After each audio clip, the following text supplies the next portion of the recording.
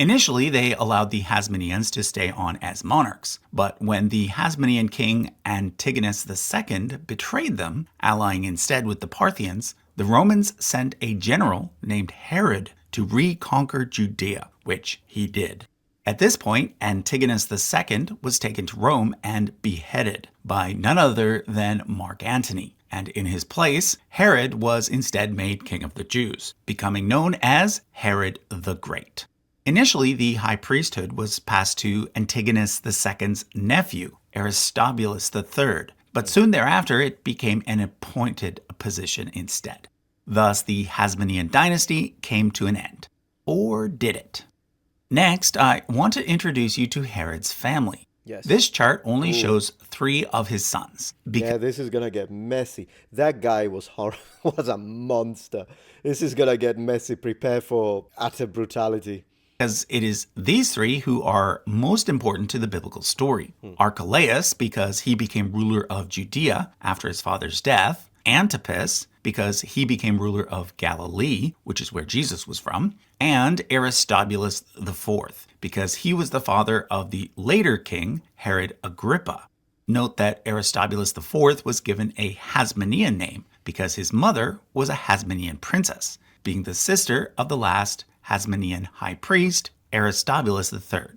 Finally, take note that between the reigns of Herod Archelaus and Herod Agrippa I, there was a period of about 35 years when there was no Herodian ruler in Judea, and instead the area was ruled directly by Roman governors, such as Pontius Pilate. Yeah, Pontius Pilate. Yeah, we do have the inscription on the stele that confirms that he was indeed a real historical governor. Some hate him. In fact, well, a lot of writers think he was bloodthirsty. Others say that he was always trying to accommodate the wills of the masses. We have contrasting evidence, probably different points of view, but he did exist. But here's the thing.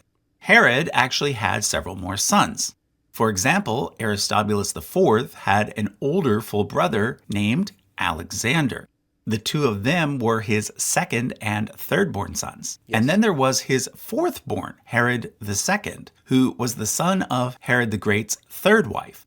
But the most important missing son is his firstborn, Antipater, who was the son of Herod's first wife, Dora. And do not get him confused with the granddad. It gets complicated with the names. The reason why he's not included on the poster is that he died before Herod, and thus is not mentioned in the Bible.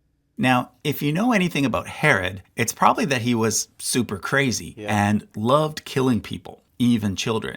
For example, when Herod became king, he made sure to kill almost all of the remaining Hasmoneans, even the babies, so that... This is most likely the historical evidence, we could say, for the section in the Gospel that talk about the killing of the children and then, you know, Mary and Joseph leaving. Now, where they went depends on which Gospel you read, but I'll get back to that. He wouldn't have any rivals, which is likely what inspired the massacre of the innocents legend found in the Gospels.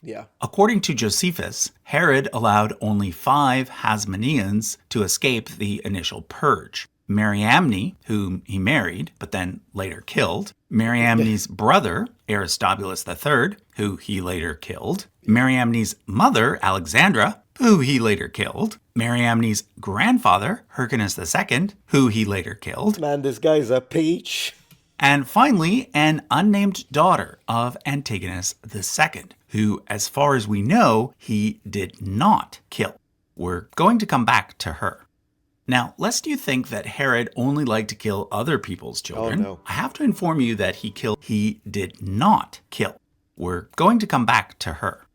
Now, lest you think that Herod only liked to kill other people's children, I have to inform you that he killed several of his own as well. Absolutely. For example, near the end of his life in 7 BCE, he became convinced that Alexander and Aristobulus IV were plotting to kill him. So he had them both executed on charges of treason.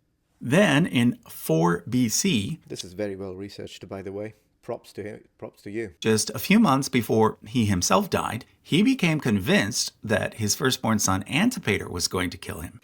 So he had him executed too. On top of this, Herod II's mother was claimed to be in on the plot. So Herod II was removed from the line of succession, even though his life was spared.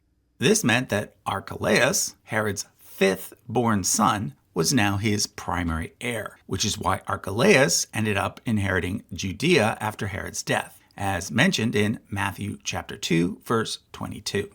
But this is where things get interesting. What if Antipater had a secret son?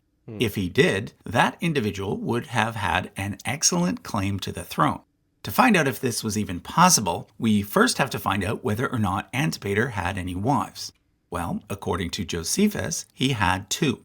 One was a daughter of Aristobulus IV, but the other, very interestingly, was that unnamed Hasmonean princess that I mentioned earlier. That's how you're going to connect and present the hypothesis. It's interesting, but it's a little weak unless he's going to add something more to it, which I imagine